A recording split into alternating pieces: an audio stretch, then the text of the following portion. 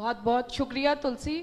और हमारे साथ खास मेहमान है, क्योंकि सेवा की जब भी बात आती है तो हम रोटरी की चर्चा करते हैं, चाहे भारत को पोलियो मुक्त बनाना हो या फिर टीबी मुक्त भारत के सपने का साकार होना। रोटरी लगातार काम कर रहा है और हमारे साथ डीजी 2024-25 महेश तिर्का जी है। तिर्का जी, बहुत काम रोटरी करता रहा है। अब पर्यावरण संरक्षण की हम बात करें, पोलियो मुक्त भारत की दिशा में काम किया, अब एक अलग मुहिम छेड़ी हुई है टीबी मुक्त भारत करने की, और साथ में लड़कियों के लिए खासकर मैं कहूंगी सर्विकल कैंसर को लेके। तो कैसे इस मुहिम को आगे बढ़ा रहे हैं और कैसे ये मुहिम इस सपने को साकार करेगी? नमस्कार पूजा शर्मा जी, आपका बहुत बहुत धन्यवाद। इंडिया न्यूज़ टीवी नेटवर्क का भी, जो आपने रोटरी को भी प्लेटफॉर्म में लिया। रोटरी एक ऑर्गेनाइजेशन जो 1905 से काम कर रही है। आज के दिन में देखें तो वो 200 कंट्रीज़ में, यूनाइटेड नेशंस से भी बड़ी ऑर्गेनाइजेशन है, और उनका सिर्फ एक ही ध्येय है कि अंडर प्रिविलेज की सेवा कैसे करी जाए। उनके फोकस एरिया हैं जिसमें maternal health and child health की बात करते हैं, वो वर्ल्ड पीस की बात करते हैं, लिटरेसी की बात करते हैं, पर्यावरण की बात करते हैं, इकोनॉमिक अपलिफ्टमेंट की बात करते हैं। तो मेरा जो साल था, और आजकल मैं आप लोगों की रोटेरियंस की वजह से ही, रोटरी की एक पार्लियामेंट है जिसमें 537 कंट्रीज़, 537 गवर्नर्स जो उनके मेंबर बन के आते हैं इलेक्टेड। तो मैं 3 साल के लिए रोटरी पार्लियामेंट का एक रिप्रेजेंटेटिव हूँ, जिसमें हम यहाँ के लोगों की फीडबैक देते हैं कि उनको रोटरी से क्या एक्सपेक्टेशंस हैं, कैसे चल रहा है। तो एक वो भी काम है। तो हर फील्ड में बहुत अच्छा काम कर रहे हैं। कैंसर एक बहुत बड़ी चीज़ है। पोलियो से रोटरी आगे बढ़ी थी। दुनिया में किसी ने भी नहीं सोचा था कि इंडिया पोलियो मुक्त हो जाएगा, मगर इंडिया पोलियो मुक्त होने में बहुत तेज़ी से आगे बढ़ा, और आज पिछले 12 या 14 साल से there is no case of polio in our country. पूरी दुनिया में इस पे रोटरी के कोई $8 बिलियन खर्च हुआ है, और उसमें अब सिर्फ एक पाकिस्तान और अफ़गानिस्तान रह गए हैं जिनमें 2 केस या 4 केसेस हैं, बाकी कहीं पे भी पोलियो नहीं है। यस, अभी आपने टीबी मुक्त भारत की बात बताई, ये भी एक बहुत बड़ी मुहिम है। इसको ख़त्म किया जा सकता है। रोटरी ने गवर्नमेंट ऑफ इंडिया के साथ हाथ जो मिलाया है, और 2035 तक इसको हटाने की पूरी कोशिश, मुहिम चल रही है, and all the Rotarians active हैं। और एक चीज़ मैं फरीदाबाद के रोटेरियंस के बारे में ज़रूर कहूँगा, ये एक बहुत ही पैशनेट रोटेरियंस हैं। ये सब लोग इतने ज़्यादा सेवा भाव के लोग हैं कि इनका उदाहरण शायद मेरे को हिंदुस्तान में, मैं सब रोटरी क्लब्स में ऑलमोस्ट गया हुआ हूँ, मेरे को ऐसा एकजुट हुआ फरीदाबाद जैसा नेटवर्क कहीं नहीं दिखता। तो इसलिए यहाँ आके मेरे को खुद को भी बड़ा प्राउड फील करता हूँ कि I am with those Rotarians जो बहुत ज़्यादा पैशनेट हैं काम करने में और सबकी सेवा करने में। बिल्कुल, और सवालों के साथ लौटूंगी आपके साथ। पंकज सिंगला जी, आप यूथ के भाजपा के जिला अध्यक्ष रहे और आपने राष्ट्रीय टीम के साथ उस वक्त काम किया, तो आपने एक नई एक पहचान युवा मोर्चा को उस वक्त दी, संगठन को मजबूती के तौर पर। कैसा अनुभव रहा राष्ट्रीय टीम के साथ काम करने का, और क्या उस अनुभव से जो और युवा अध्यक्ष हैं उनको लेकर क्या कहना चाहेंगे? मैं आपको बताना चाहता हूं कि जो भाजपा का युवा मोर्चा है वो एक सीखने का मोर्चा होता है। हमारी स्टार्टिंग उसी से होती है। आज हमारे जो माननीय राष्ट्रीय अध्यक्ष हैं, वो भी आपको खुशी होगी, वो प्रदेश अध्यक्ष रहे युवा मोर्चा के बिहार के, और हमारे अभी भी राष्ट्रीय अध्यक्ष तेजस्वी सूर्या जी हैं। मेरे को उनके साथ कार्य करने का मौका मिला। एक उन्होंने नई चीज़ स्टार्ट की थी, ऐसा हिंदुस्तान में पहली बार किसी भी पार्टी के राष्ट्रीय अध्यक्ष ने, यूथ विंग ने किया था कि जो साउथ के लोग थे वो नॉर्थ घूमे, और जो नॉर्थ के लोग थे वो साउथ घूमे, ईस्ट घूमे। इस तरह इंटरचेंज था कि जितने भी बीजेवाईएम के, भारतीय जनता युवा मोर्चा, भारतीय जनता पार्टी का जो युवा मोर्चा है, वो सब आपस में प्रवास करें। हमारी टीम के कुछ लोग अरुणाचल गए फरीदाबाद से। वो अरुणाचल में कभी एयरपोर्ट नहीं हुआ करता था, वहाँ मेडिकल कॉलेज नहीं हुआ करता था। जब वहाँ भाजपा सरकार आई तो वो दोनों चीज़ें वहाँ बनी। तो हमारे यहाँ के युवा मोर्चा को बताया गया नॉर्थ इंडिया के कि आपके यहाँ डेवलपमेंट है, पर नॉर्थ ईस्ट में जब डेवलपमेंट हुई, जब मोदी सरकार वहाँ पहुँची, ऐसी चीज़ें हमें बहुत चीज़ें सीखने को मिली वहाँ पर तेजस्वी सूर्या जी से। पंकज जी, युवा टीम के साथ आपने काम किया है और वरिष्ठ उपाध्यक्ष भी आप भाजपा के रहे हैं।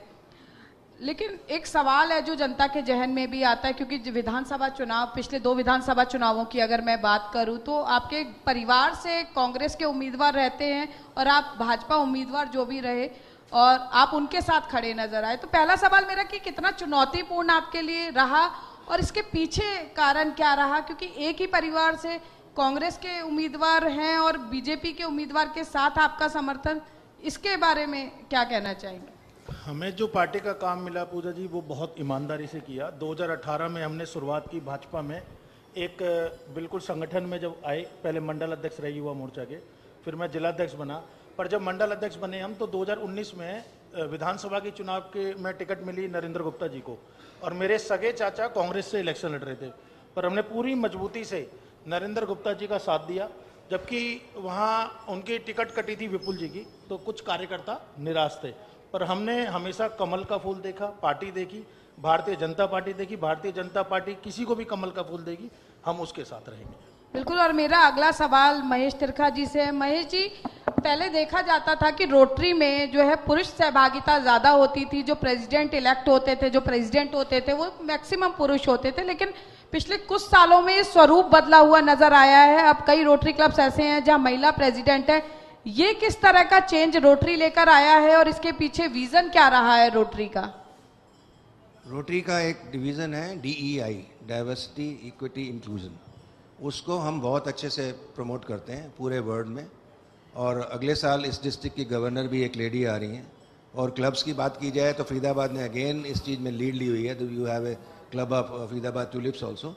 और as far as the government, current government is concern, मैं कैबिनेट मिनिस्टर विपुल जी का नाम जरूर लेना चाहूँगा कि ये बहुत ही एक्टिव हैं और हमारी हर जगह पे जाके हेल्प करने की कोशिश करते हैं। साथ ही नागर साहब और वीरेंद्र मेहता जी यहाँ बैठे हैं और इनके क्लब के कुछ रोटेरियन बैठे हैं यहाँ। मैं चाहूँगा एक बार आप लोग खड़े हो जाओ और please acknowledge them, they are one of the best Rotarians I have ever come across. और thank you so much sir. तो DEI के तहत इवन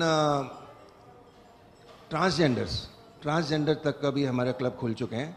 तो उस लेवल पे रोटरी एक बहुत ही मिल के काम कर रहा है। और मैं फिर बोलूँगा, गवर्नमेंट से हमें बहुत सपोर्ट है। इवन प्राइम मिनिस्टर जी ने भी रोटरी को एड्रेस किया हुआ है, बिकॉज एजुकेशन मिनिस्टर ने एड्रेस किया हुआ है। तो उस लेवल पे रोटरी और गवर्नमेंट मिलके भी काफ़ी अच्छा काम कर रहे हैं। सर्वाइकल कैंसर की आपने बात करी, ये मुहिम 24-25 में शुरू करी, मैंने ही करी। और वीरेंद्र मेहता जी बैठे हैं, उन्होंने बहुत आगे लिया। 35,000 लोग, बच्चियों को 9 से 14 साल की जो अंडर प्रिविलेज्ड हैं, हमने ऑल इंडिया लेवल पे जाके उनका वैक्सीनेशन किया। फिर कुछ NGOs हैं जो एंटाई दिस मेडिसिन है, उन्होंने केस वेस डाल दिया, तो ये मुहिम स्लो हो गई। बट एम्स हमारे साथ जुड़ा हुआ है, वहाँ की जो वर्ल्ड रिनोन्ड रिसर्चिस्ट डॉक्टर बाथला हैं, वो इसके ऊपर सर्वाइकल कैंसर पे बहुत सपोर्ट करती हैं हमारा। आई थिंक मैं अभी वीरेंद्र मेहता जी से यही बात कर रहा था कि इसको नेक्स्ट लेवल पे कैसे ले जाए। तो वो हमें लगता है कि एक वो, अगर इंडिया ने विकसित होना है और इंडिया ने हेल्दी होना है, तो सर्वाइकल कैंसर जैसी एक चीज़ को हम अगर उठा दें इस दुनिया से, इस डिस्ट्रिक्ट से पहले और पूरे इंडिया से, तो एक बहुत बड़ा काम होएगा। बिल्कुल। और देखिए, सर्विकल कैंसर को लेकर आंकड़ा लगातार बढ़ रहा है और यही कारण है कि PM मोदी ने भी संकल्प लिया है कि सर्विकल कैंसर को लेकर जो भी सकारात्मक कदम उठाए जाएं वो उठाए जाने चाहिए। पंकज जी, मेरा सवाल आपसे है, किसी भी सरकार की सफलता इस बात पर निर्भर करती है कि संगठन और सत्ता में किस तरह का समन्वय है। भाजपा के सिपाही, भाजपा के कार्यकर्ता, भाजपा के नेता होने के नाते किस तरह से देखते हैं, क्या सत्ता और संगठन में पूरा सामंजस्य बिठा पाई है भाजपा? आपको पूजा जी पता होगा कि भाजपा में अनुशासन ही सबसे बड़ी चीज़ है। चाहे सरकार अपना काम करती है, संगठन अपना काम करता है। और आप देखते हैं भाजपा में संगठन कभी खाली एक सेकंड नहीं बैठता है, कुछ ना कुछ कार्य संगठन को मिलते रहते हैं और वो लगातार लोगों की सेवा में लगा रहता है। सरकार अपना कार्य कर रही है, आप देख रहे हैं। और जैसे कि मैं भारतीय जनता युवा मोर्चा में जब जिलाध्यक्ष था, तो मुझे मौका मिला तो मैंने 2 चीज़ नहीं करी थी। एक तो कि पहली बार BJYM हमारा जो है मोर्चा, उसकी वेबसाइट बनाई थी मैंने फरीदाबाद की, जिसमें आपके मेरे जो संगठन की जो आपने बात करी, तो मेरे पन्ना प्रमुख तक, जो युवा मोर्चा के मंडल अध्यक्ष और मंडल की टीम तक के आप नाम, फ़ोन नंबर कोई भी ले सकता था, और उसको बस उसको डालना था BJYM फरीदाबाद। इसी तरह हमारे संगठन में बहुत मुहिम चलती रहती है और भाजपा का संगठन अपना अलग बिल्कुल कार्य करता रहता है, पर सरकार के साथ मिलकर कार्य करता है। बिल्कुल महेश जी, मेरा सवाल एक आपसे है, क्योंकि रोटरी डिस्ट्रिक्ट 3011 जिसमें एनसीआर के जिले आते हैं और एनसीआर पर एक दाग रहता है हमेशा, ग्रेप सिस्टम भी लागू होता है, वो है पॉल्यूशन का, जिसके लिए पर्यावरण संरक्षण एक बहुत बड़ी जरूरत है। सरकार अपने स्तर पर बहुत प्रयास कर रही है, जन भागीदारी भी है, लेकिन सवाल मेरा ये है कि जिस तरह से पोलियो मुक्त भारत की दिशा में काम किया, बहुत बेहतरीन काम किया रोटरी ने, कि इसे भी एक मिशन के तौर पर करें तो शायद फरीदाबाद सहित जो एनसीआर के जिले हैं जिनके माथे पर ये दाग है, वो दाग जो है पूरी तरह से धुल जाए। तो इसको लेकर क्या कोई ठोस नीति रोटरी द्वारा बनाई जा रही है? रोटरी डिस्ट्रिक्ट 3011 में फरीदाबाद, पलवल, रोहतक, नारनौल, रेवाड़ी, गुड़गांव और दिल्ली आता है। पर्यावरण पे बहुत ज़्यादा जोर है और सबसे बड़ी बात होती है कि hand in hand with the government. Again मैं विपुल जी की बात करूंगा, और अभी भी उन्होंने पिछली हमारे रोटरी की मीटिंग में ही बोला था कि he is committed to get Faridabad out of this junk. तो उसमें एक एक्सप्रेसवे पे, और हमने आज भी मैं लिस्ट लेके आया हूँ, मेरे पास CSR कंपनीज हैं जो एटलीस्ट ट्री प्लांटेशन वगैरह में काम करना चाहती हैं। इसमें गवर्नमेंट का बहुत बड़ा हाथ है कि वो सपोर्ट कर रहे हैं, मगर एक बात मैं ज़रूर बोलूँगा, जितनी भी पर्यावरण की प्रॉब्लम है यहाँ फरीदाबाद में या इंडिया में, उसमें अगर कोई दोषी है तो वो हम लोग हैं, क्योंकि हमने जैसे प्लास्टिक को सब जगह फेंका हुआ है और जो इस चीज़ को हम बिल्कुल अपनी सफाई का ध्यान नहीं रखते। I don't think any government can do anything about it जब तक हम अपना माइंडसेट ठीक नहीं करेंगे। ये एक बहुत बड़ा है। उस जो रोटरी का एक प्रोग्राम है प्लास्टिक वॉरियर्स का, उसमें हमने हर स्कूल में बिन्स लगाए हैं, बच्चे प्लास्टिक उसमें डालते हैं, मगर आज भी आप सड़कों पे कहीं भी चले जाओ आपको ये फिल्थ जरूर दिखेगा। गाय की हम बात करते हैं कि 5 टन उसके पेट में से, 5 किलो उसके पेट में से निकला, 20 किलो उसके पेट में से निकला। तो मेरी अपील तो अब सब जनों से है कि इसमें सिर्फ गवर्नमेंट नहीं चलेगी, इसमें हमारा अपना माइंडसेट को ठीक करना बड़ा ज़रूरी है। हमने अपने टाइम पे 10 लाख क्लॉथ बैग्स बांटे थे और उनको बोला ये था हमने कि आप ऐसे मत बांट दीजिए, आप छोटे छोटे वेंडर्स के पास जाइए, कभी भी आप उसके पास सब्जी लेने जाओ, कुछ लेने जाओ, वो आपको एक पन्नी देता है, पन्नी में सामान डाल दो। हम घर से कुछ पन्नी नहीं लेके जाते। तो हमने सबको मुहिम में ये डाला था कि आप 200 थैले दीजिए, दान कीजिए या कैसे भी करिए, उससे 200 पन्नी उठा लीजिए और उसको रोटरी को दे दीजिए, हम उसका फर्नीचर वगैरह में उसको कन्वर्ट करते हैं। तो ये चीज़ हमें कंटिन्यू रखेंगे। स्टार्ट तो करना पड़ेगा, अपने आप के माइंडसेट को तो ठीक करना पड़ेगा। बिल्कुल, जन भागीदारी के साथ किसी भी बदलाव के लिए जरूरी है कि शुरुआत खुद से की जाए।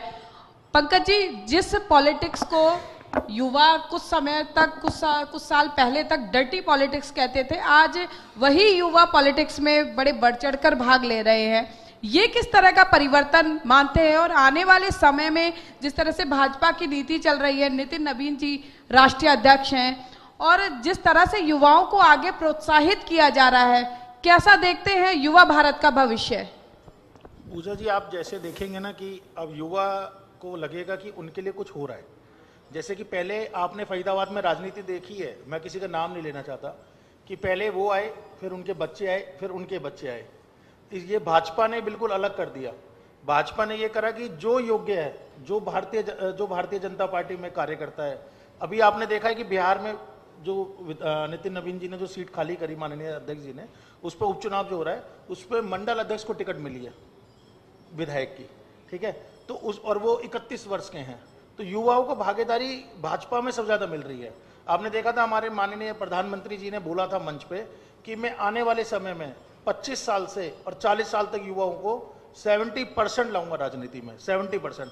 उसका हमें देखने को मिला परिणाम। जब उन्होंने बोला, जब वो बोलते हैं ना, तो समझ जाओ कि वो साल भर के अंदर उसको पूरा कर देंगे। 6 महीने के अंदर ही हमारे राष्ट्रीय अध्यक्ष जी की घोषणा हुई, जिनकी सबसे यंग राष्ट्रीय अध्यक्ष है आज तक के भाजपा के। तो इसलिए युवा चाहते हैं, और युवा भाजपा में ही आगे आपको दिखेगा कि वो भाजपा ज्वाइन कर रहा है और भाजपा की तरफ आकर्षित है, क्योंकि बिल्कुल साफ सुथरी राजनीति है और आप लोगों को मौका मिलता है, चाहे आपके घर में कोई राजनीति कर रहा था या नहीं है, फिर भी आपको मौका मिलेगा अगर आप कार्य करेंगे। लेकिन विपक्ष तो कहता है कि भाजपा बरगला रही है, युवाओं को पथ भ्रमित कर रही है। नहीं, आपने ये देखा होगा कि जो हमारी जॉब्स थी, गवर्नमेंट जॉब हरियाणा में, जब हमारी मनोहर सरकार आए, जब हमारे मुख्यमंत्री थे मनोहर लाल जी, तो वही पारदर्शी लाए। पहले पर्ची खर्ची चलती थी तो क्लियर सबको पता था, छोटे बच्चे को भी पता था कि भाई तेरे खेत बिकेंगे तो जब तेरा बेटा नौकरी लगेगा। तो आज तो ये चीज़ें नहीं है। आज तो लिस्ट आती है, ऑनलाइन रिजल्ट आता है, उसके बाद 24 घंटे में लिस्ट घोषणा हो जाती है कि वो क्लर्क लग गया, वो एसडीओ लग गया, वो एसडीएम लग गया, वो एससीएस लग गया। ये पहले हुआ करता था क्या? कुछ भी नहीं था। वो अपना घर बेचता था, वो बेचता, चीजें बेचता था, अपने खेत बेचता था, जब उसकी सरकारी नौकरी लगा करती थी, रेट लगा करते थे विधायकों के यहाँ। बिल्कुल महेश जी, मेरा सवाल, क्योंकि युवाओं की हम बात कर रहे हैं, रोटरी ने युवाओं को भी समाज सेवा के प्रति प्रेरित करने के लिए रोटरक क्लब शुरू किए। क्या भागीदारी है समाज सेवा में युवाओं की? क्या वो केवल दिखाने के लिए है या धरातल पर युवा जो है वो सेवा के कार्य कर रहे हैं? जो कॉलेज स्टूडेंट्स हैं उनको हम रोटरैक्ट बोलते हैं, जो स्कूल स्टूडेंट्स हैं उनको इंटरैक्ट बोलते हैं। अगर दिखाने की बात होती तो उनका कंट्रीब्यूशन जो पर्यावरण में भी, जो हर स्कूल में रखे हुए हैं हमने बॉक्सेस, वहीं से वो ट्रेंड है, घर घर से अपने उठा के लाते हैं प्लास्टिक्स। तो इसमें कोई शो केस नहीं है। और अगर मैं रोटरैक्टर्स की बात करूं, जो कॉलेज वाले लोग हैं या 35 साल से नीचे के लोग हैं, वो जितना काम करते हैं हम शायद रोटेरियंस भी नहीं करते। और सबसे बड़ी बात उसमें उनमें ये है कि उनको इस छोटी एज में एक समाज सेवा की आदत पड़ गई है, जिसमें रोटरी का बहुत बड़ा हाथ है।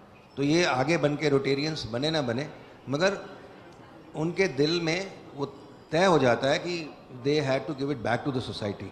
तो इसमें अगर हम रोटरैक्टर्स, आपने मेरे टेन्योर के प्रोजेक्ट्स की भी बात की, सोची हमने, अगर प्रेसिडेंट्स ने हमें रिपोर्ट ठीक किया है तो 167 करोड़ के प्रोजेक्ट एक ही साल में हुए, एक ही डिस्ट्रिक्ट में। हमारी 44 डिस्ट्रिक्ट इंडिया में, अगर उसको मल्टीप्लाई कर लो आप, तो हम 4000 करोड़ के प्रोजेक्ट गवर्नमेंट की सहायता से और अपने लोगों, इट्स सेल्फ फंडिंग, इसमें 4000 करोड़ में सारा फंडिंग लोगों का ही है। और रोटरैक्टर्स अब मूवमेंट बहुत अच्छा बनता जा रहा है, स्पेशली वो आईटी सेवी हैं, डिजिटल सेवी हैं, वो उनमें वो पब्लिक इमेज में इतना हमारा साथ दे रहे हैं। और मैं ये कहूँगा कि वो कोई भी शोकेस नहीं है, वो एक फ्यूचर है रोटरी का, और फ्यूचर है अगली जनरेशंस के लिए काम करने का। बिल्कुल, युवा जो है देश का भविष्य है, और समाज सेवा में यदि युवा कुछ करने की ठान ले तो समाज में बदलाव पूरी तरह से संभव है।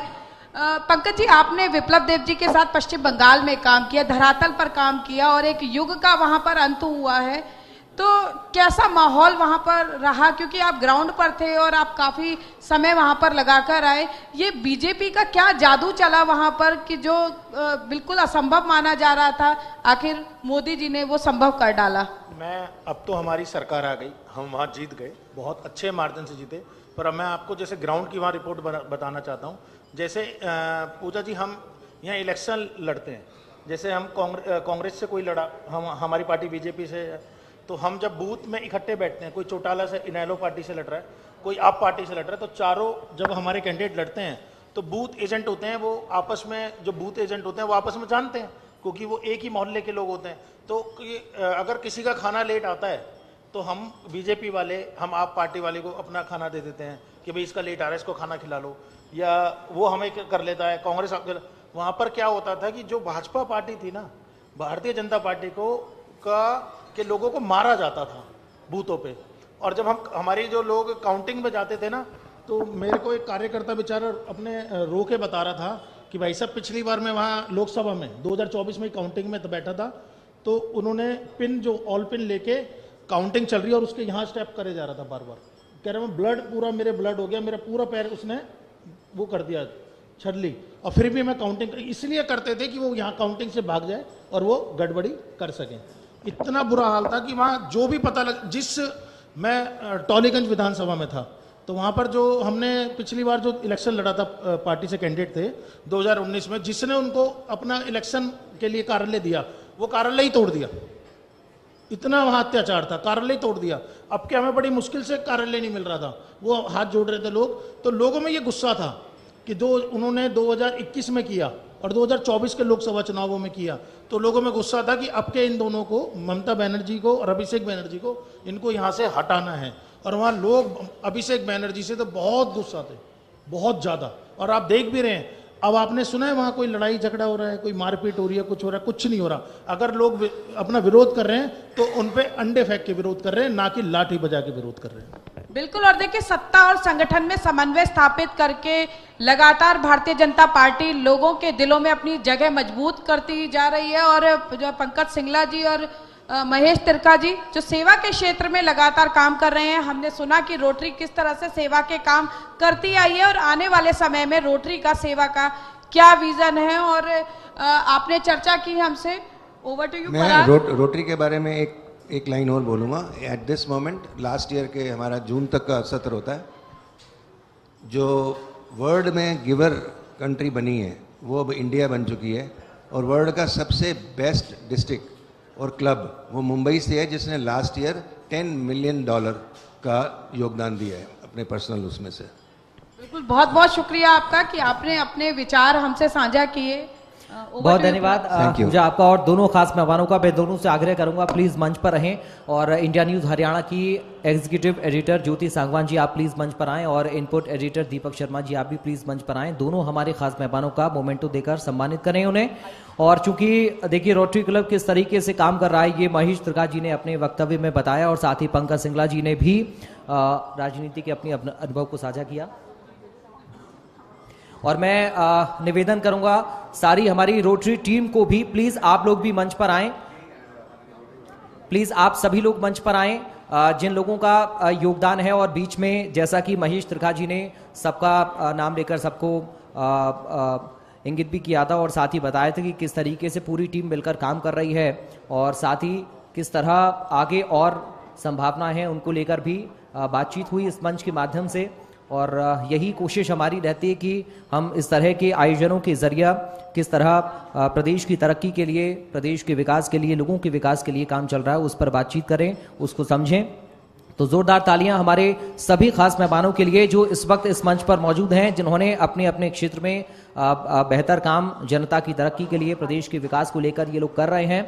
और ये सिर्फ मोमेंटो नहीं है, बल्कि ये एक प्रोत्साहन के तौर पर हम सम्मानित हमारे खास मेहमानों को इसलिए कर रहे हैं ताकि आने वाले वक्त के लिए उन्हें और मजबूती मिले और इसी तरीके से वो काम करते रहें ताकि बेहतर अपने अपने क्षेत्र में और कर पाएं। और इंडिया न्यूज़ का ये फरीदाबाद समिट 2026, जिसमें हमने ये समझने की कोशिश की कि राजनीति के क्षेत्र में किस तरह से राजनीतिक दल अपने अपने क्षेत्र में काम कर रहे हैं, प्रदेश की तरक्की के लिए, जनता के विकास के लिए, मूलभूत सुविधाओं के लिए। और हर एक सेशन बेहद खास रहा जिसमें अलग अलग क्षेत्र की समस्याओं को हमने उठाया और साथ ही सवाल जवाब का सिलसिला भी चलता रहा। और इंडिया न्यूज़ का ये जो मंच है, इंडिया न्यूज़ का ये जो फरीदाबाद समिट 2026 है, ये बेहद आज खास रहा है। और हम उम्मीद करेंगे कि आने वाले वक्त में जो संभावनाएं विकास को लेकर हैं वो भी पूरी हों। और फिलहाल एक छोटे से ब्रेक के लिए हम यहाँ पर रुक रहे हैं, लेकिन इंडिया न्यूज़ पर खबरों का सिलसिला लगातार जारी रहेगा, आप बने रहिए।